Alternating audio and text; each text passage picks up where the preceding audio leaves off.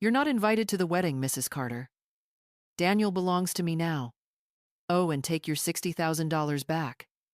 Consider it a consolation prize." Those words struck harder than any storm that ever swept across Charleston. They dropped into my kitchen like stones, rattling every photograph on the wall and every memory in my heart. If you're watching this, subscribe and tell me where you're watching from. I stood frozen in the doorway, my hand gripping the wooden frame as if it could keep me upright. My husband, Richard, came up behind me, his palm steady on my shoulder. Yet nothing could steady the fire that spread through my chest. Brianna, my son's fiancée, didn't even wait for permission. Her heels clicked across the tiles of the kitchen Richard and I had built over 40 years. Each strike a drumbeat of arrogance. She brushed her manicured hand against the old oak chair at the head of the table, the very chair where Daniel had eaten his cereal before school, where he practiced spelling lists, where we said grace before every meal. Her touch turned that chair into a weapon, as if she were staking a claim on history that was never hers. The air smelled faintly of coffee, mingled with magnolia blossoms drifting in from the garden. It had always been a scent of comfort, of family, but now even the air seemed poisoned by her words. Toxic, she called me, as if years of sacrifice, nights waiting for Daniel to come home safe, weekends spent working extra shifts just to save for his college, could be reduced to a single slur. I wanted to scream, wanted to shout that I had carried Daniel through every storm, that I had held him up when he broke his arm at Little League, that I had stood in the rain at his graduation with tears of pride. Instead, my voice failed me. Silence wrapped around me like chains. Richard's jaw tightened, but he stayed calm. He knew one outburst would cost us everything. So he waited. But I couldn't wait. I whispered, barely audible. "Why, Brianna? Why erase us?" She smirked, smoothing her dress as if she had already won.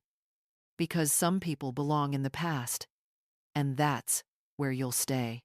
Her heels clicked away, the door slamming behind her like a verdict. I stood in the kitchen, staring at the chair she had touched.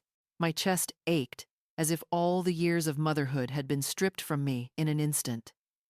That night, I couldn't sleep. I sat at the table with the recipe box my grandmother had given me, its cards stained with ink and flour. Next to it lay the envelope labeled Wedding Fund, $60,000. Both symbols of sacrifice, both mocked by Brianna's cruelty. As dawn broke over the Charleston rooftops, I whispered to myself, "She thinks she has won." But this isn't the end. Not yet.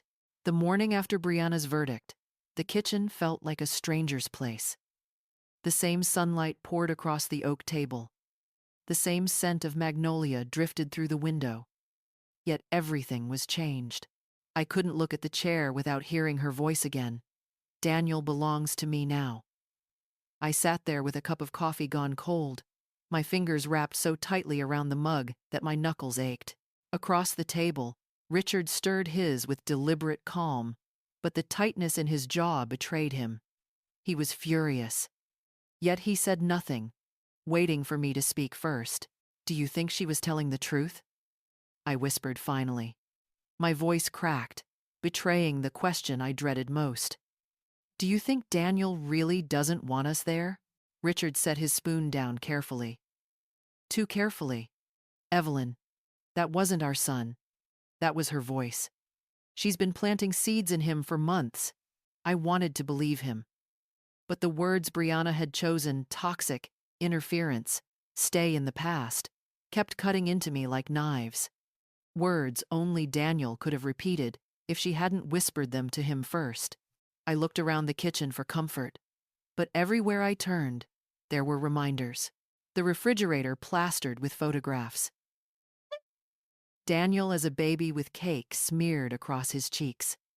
Daniel holding up his high school diploma, his grin so wide he forgot to straighten his cap. Daniel at the pier with Richard, holding up his first catch. Memories that screamed love. Yet somehow Brianna had twisted them into chains of control. I pressed my forehead into my hands. Had I loved him too tightly? Had every sacrifice looked like suffocation in his eyes? Doubt seeped into me like poison, the very poison Brianna wanted me to swallow. Richard's hand found mine across the table, warm and steady. "Don't let her rewrite your story," he said softly. "You raised him with love. That's not control." But his words couldn't erase the echo of Brianna's heels on our kitchen floor, the smug tilt of her smile as she mocked our sacrifices. I had been blindsided, stripped of dignity in my own home. That night, I wandered the house, unable to rest. In the living room, I lingered before the gallery wall of photographs, 40 years of family framed in wood and glass. My eyes stopped at one picture in particular. Daniel, age 10, holding up a baseball trophy, his cheeks flushed with triumph. I remembered the heat of the bleachers, the cheers, the way he had waved at me in the stands as if I were the only person in the world who mattered. Tears blurred the image. That boy, so full of love, could not be the same man who allowed Brianna to erase me, unless she had made him blind, unless she had woven her lies so tightly around him that he could no longer see who I was. I returned to the kitchen, sat down at the oak table, and placed my palm on the chair she had touched. Cold, empty, but a thought surfaced, quiet but sharp. People don't act this cruel without reason. She's hiding something. And in that moment, humiliation hardened into resolve. If Brianna thought she could exile me, she had underestimated the wrong mother. By the third sleepless night, the humiliation no longer burned. It settled deeper, into something colder, something sharper. I knew Brianna hadn't just acted on impulse. Her cruelty was too rehearsed, her words too precise. She was hiding something, and if Daniel couldn't see it, then I would.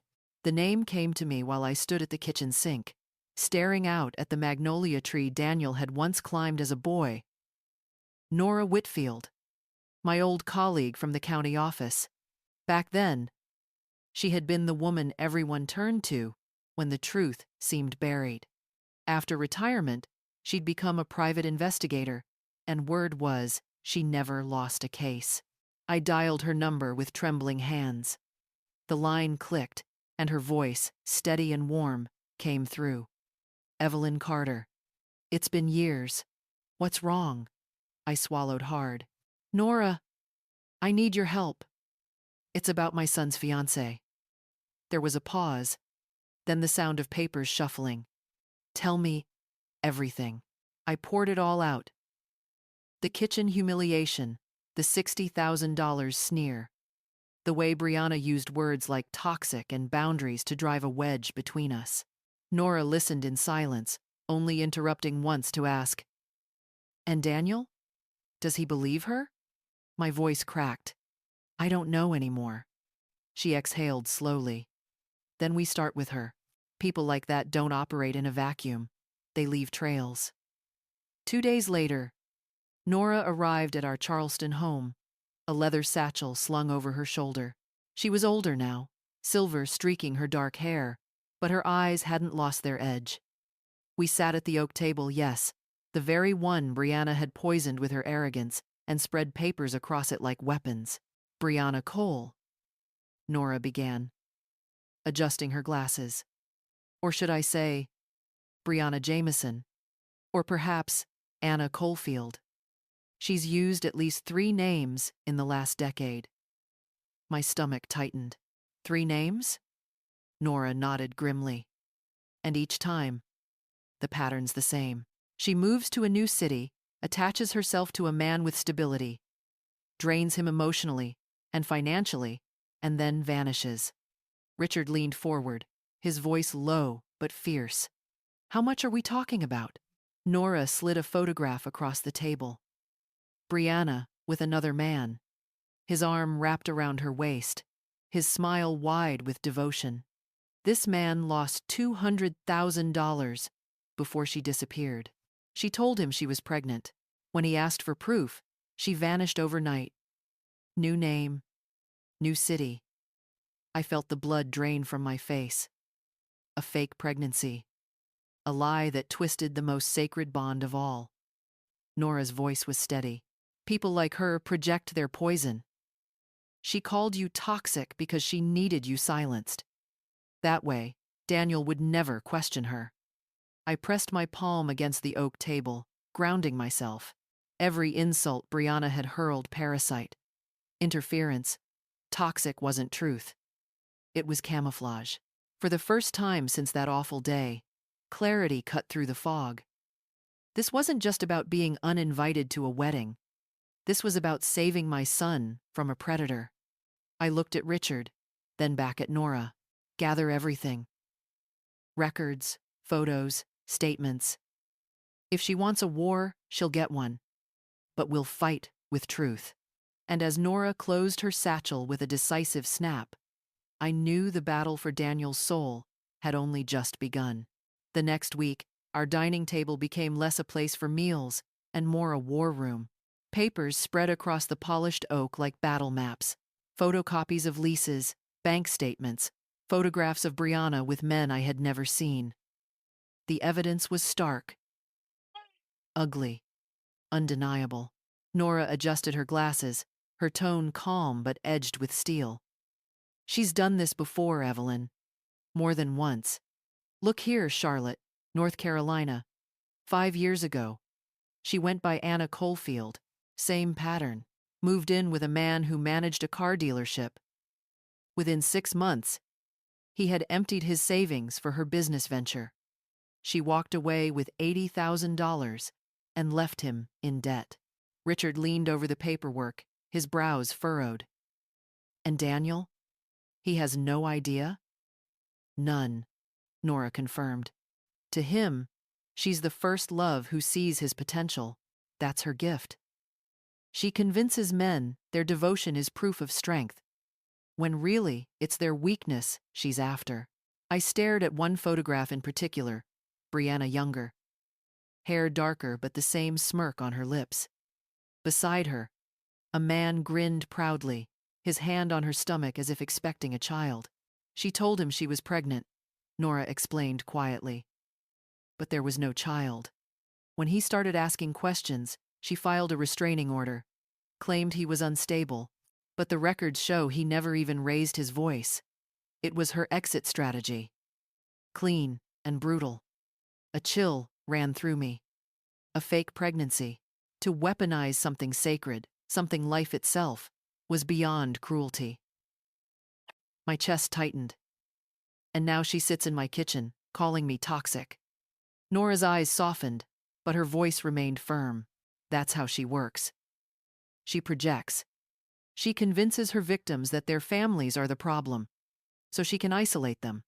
Once they're cut off, she takes control completely. I pressed my hand flat against the table, my wedding ring cold against the wood.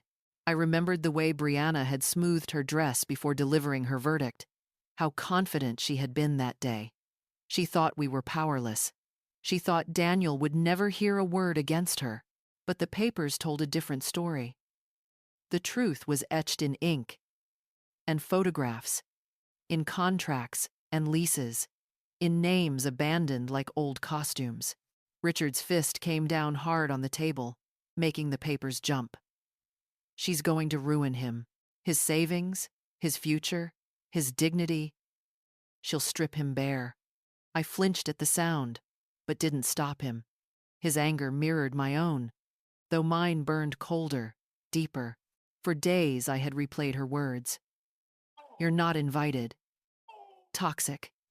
Stay in the past. Now, with every page Nora uncovered, those insults shifted into something else. Proof of her fear. Fear of being exposed. I met Nora's gaze. We can't confront Daniel yet. If we push too hard, she'll twist it. Make me look controlling. Just like she said. Nora nodded slowly. Then we need her to reveal herself.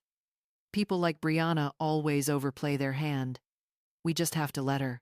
I glanced at the old oak chair, the same one she had claimed with her touch. My voice was quiet, but resolute. Then we wait. We watch.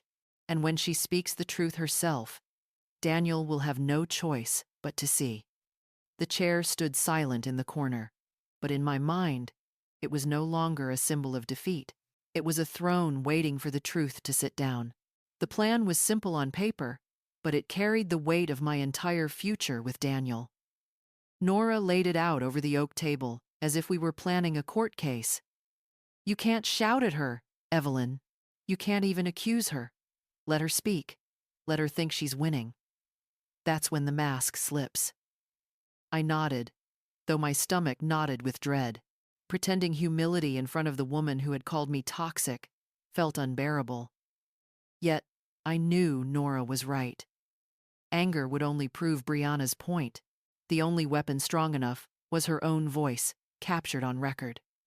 Nora slid a small device across the table, no bigger than a lipstick tube. Its red light blinked once when I pressed the switch. Keep it in your purse, she instructed. Don't touch it. Once it's on, just let her talk.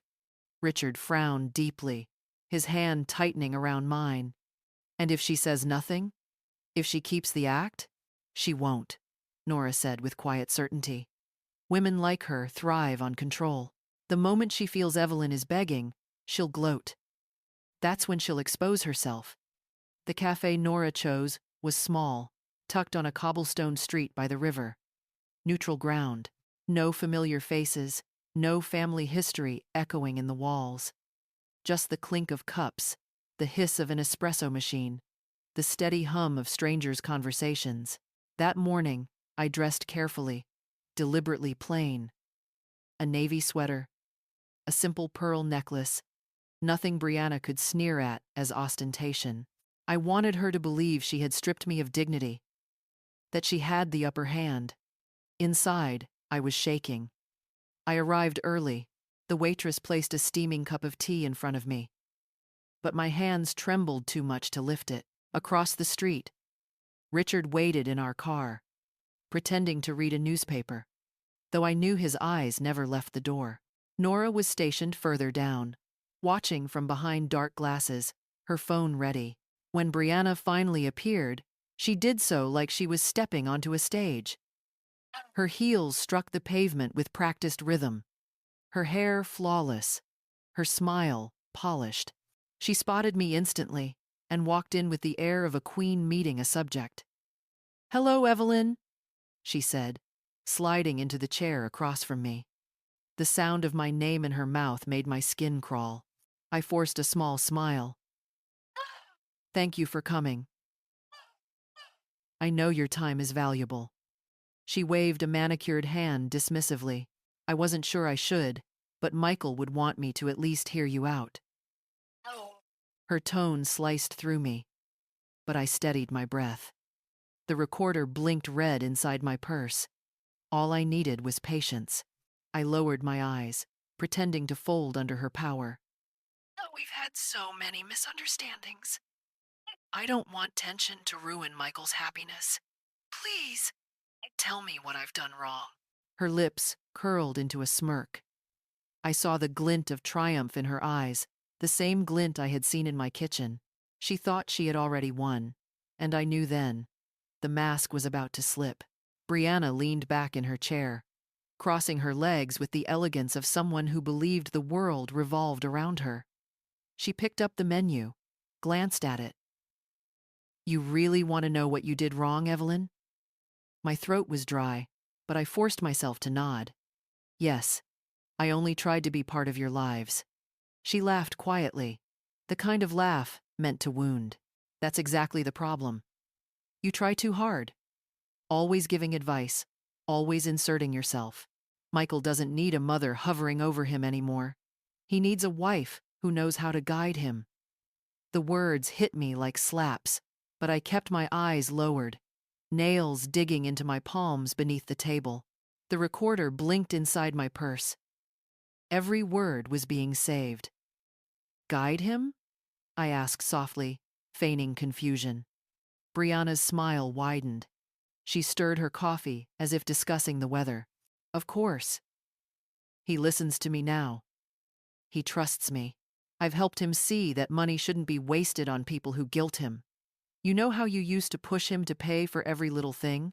Family trips, charities, even your kitchen remodel? That won't happen anymore. He belongs to me now, and I'll keep him where I need him. The last sentence pierced deeper than the rest. He belongs to me. She said it with pride, not shame. The mask had slipped, no. It had fallen. I gripped my cup to keep my hands from trembling. So you believe I guilt him? I whispered. Of course you did. She leaned forward, her eyes gleaming. That's what parents do. They hold on too long. But it doesn't work on Michael anymore. With me, he'll have everything. Without me, he'd still be clinging to you. Her words sliced through me, but I forced myself to stay still. I thought of Daniel as a boy, waving from the baseball field, shouting "Mom," as if I were his world. To Brianna, that love was weakness. To her, my devotion was a weapon she had to strip away. I glanced around the cafe. The chatter of strangers, the hiss of steaming milk, the clink of cups, it all seemed distant. My focus narrowed on the blinking red light inside my purse. She had given me everything. Her arrogance was now evidence. I drew in a steady breath, leaning closer. My voice quiet, trembling just enough to sound defeated. Please, Brianna. He's my only son. I just want to be part of his life. Her smile turned cruel, deliberate. And that's exactly why you won't be. Because you'll always put your needs before his. But I won't. I know how to make him stronger. He belongs with me, not with you. The words were final, venomous and damning. She finished her coffee, rose smoothly, and smoothed her dress. This was a waste of time. But at least now, you know where things stand. Her heels clicked away, the door shutting behind her like the echo of a gavel. I sat frozen, hands trembling, heart racing. Then, slowly, I exhaled. Richard slipped into the seat beside me, his face pale but resolute. Did you hear her? He whispered. I nodded, my voice low but steady. Every word. And so did the recorder. That night, the three of us sat in the living room, the glow of a single lamp casting long shadows across the walls. On the coffee table lay Nora's laptop, its screen black but waiting. My hands twisted in my lap, clammy with both fear and anticipation. Richard sat stiffly beside me, his jaw set like stone. Across from us, Nora adjusted her glasses, the recorder already plugged in. Once he hears this, she said quietly, there's no going back. I nodded. My heart pounded in my chest. For weeks I had replayed Brianna's insults in my head, toxic, not invited, stay in the past. Tonight, my son would finally hear them too, unfiltered, undeniable. The front door opened, and Daniel walked in. He looked tired, his smile thin and uncertain. Mom, Dad, what's going on? Richard gestured to the chair beside us. Sit down, son. We need to talk. Daniel hesitated, glancing between us. He must have sensed the tension, pressing against the air. Slowly, he lowered himself onto the couch, his hands resting uneasily on his knees. Is this about Brianna? My throat tightened, but I managed to whisper. Yes. Nora leaned forward and pressed play. The room filled with Brianna's voice, smooth, sharp, rehearsed. You're not invited to the wedding, Mrs. Carter. He belongs to me now. Daniel stiffened, his head snapping toward me. His eyes searched my face, as if to ask if this was real. But the recording continued, relentless. Michael doesn't waste money anymore. He belongs to me. And I'll keep him where I need him. With me, he'll have everything. Without me, he'd still be clinging to you. Each word cut through the room like glass. Daniel's hands shook as he pressed them over his face. When the recording ended, silence swallowed us whole. Finally, he lowered his hands. His eyes were wide, stunned, filled with something I hadn't seen in months' clarity.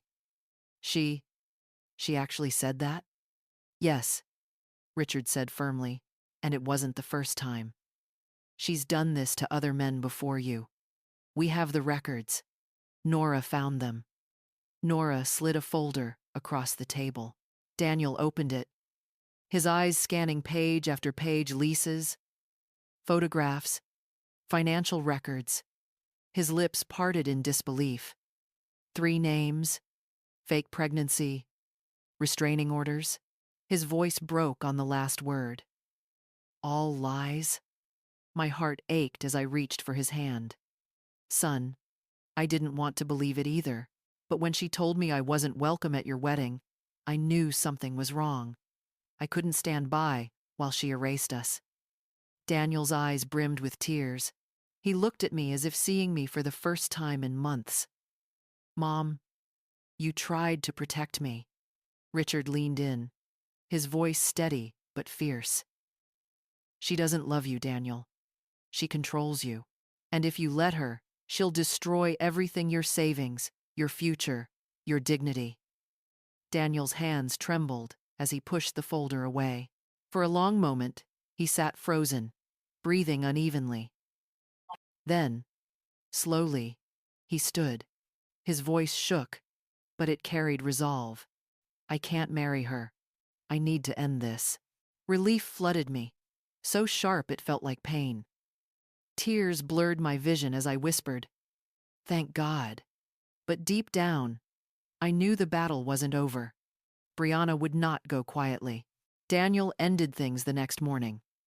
He returned the ring, his voice shaking but firm. Brianna's response was not silence. It was fire.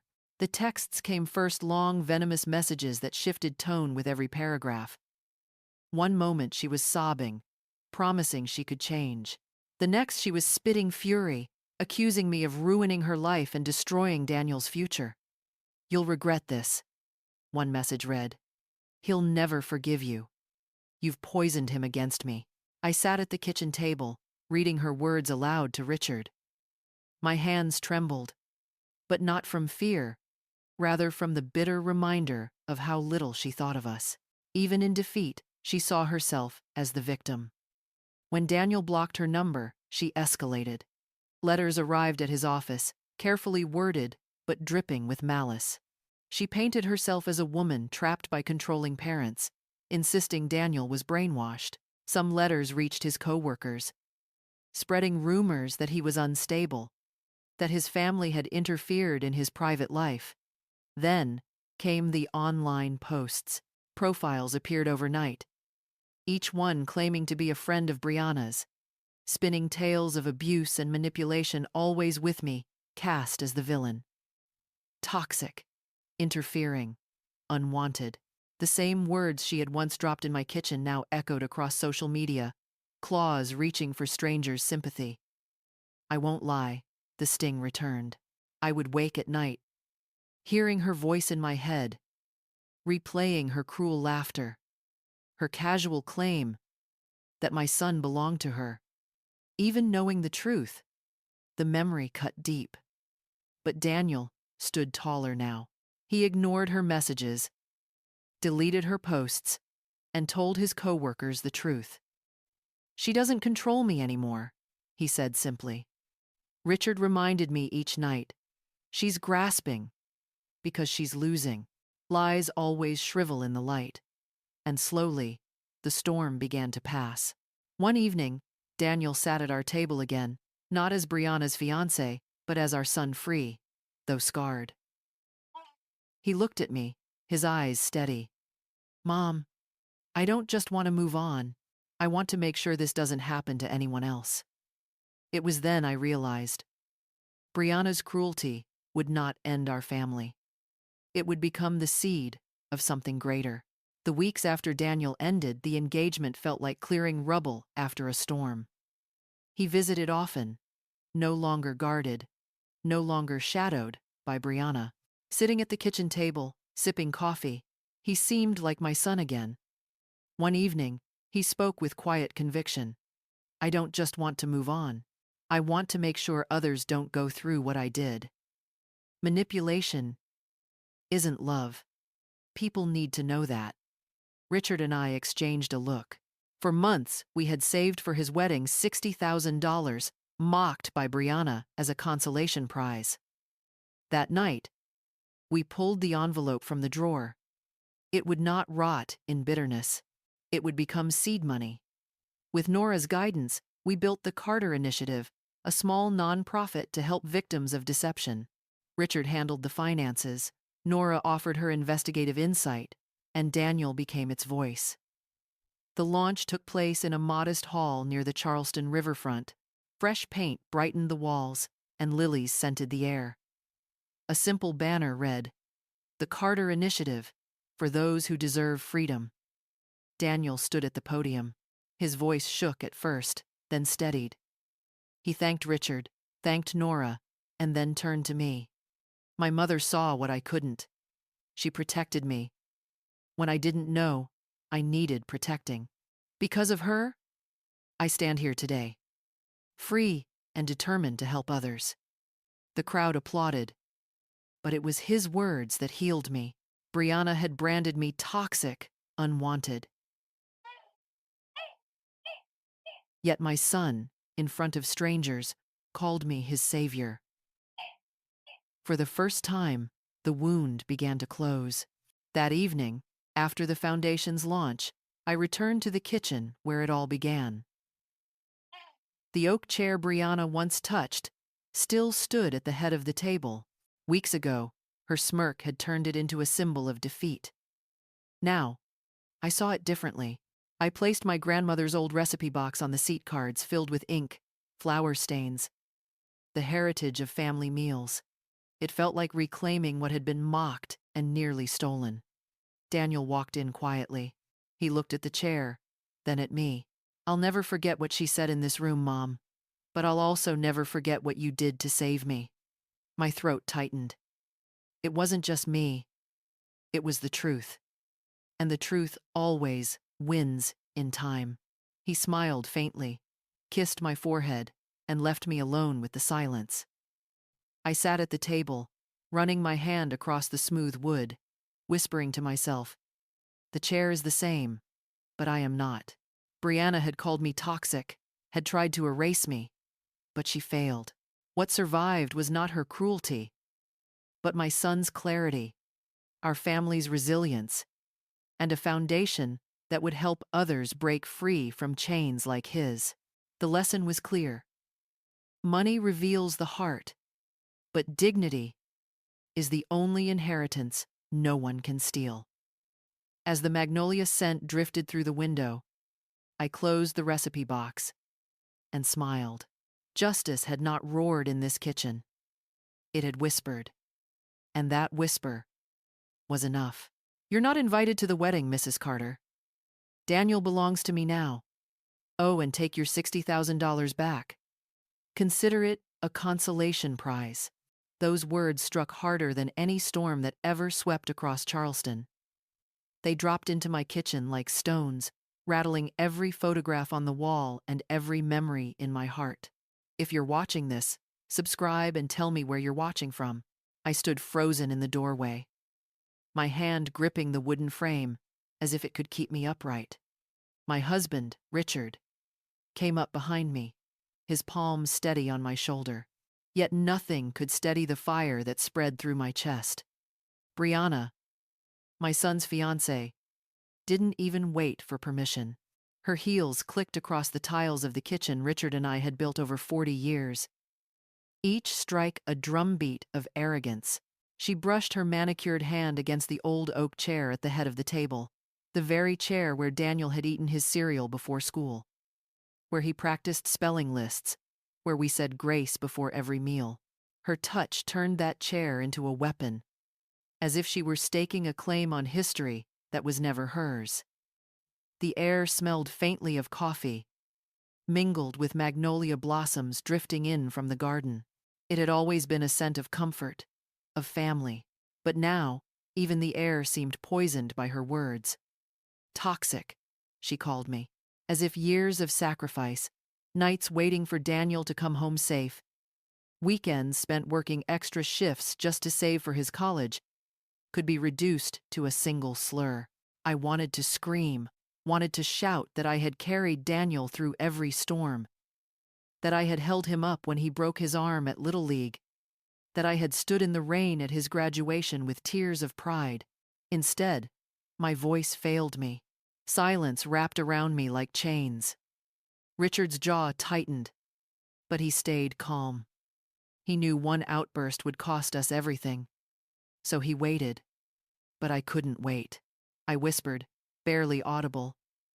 "Why, Brianna? Why erase us?" She smirked, smoothing her dress as if she had already won.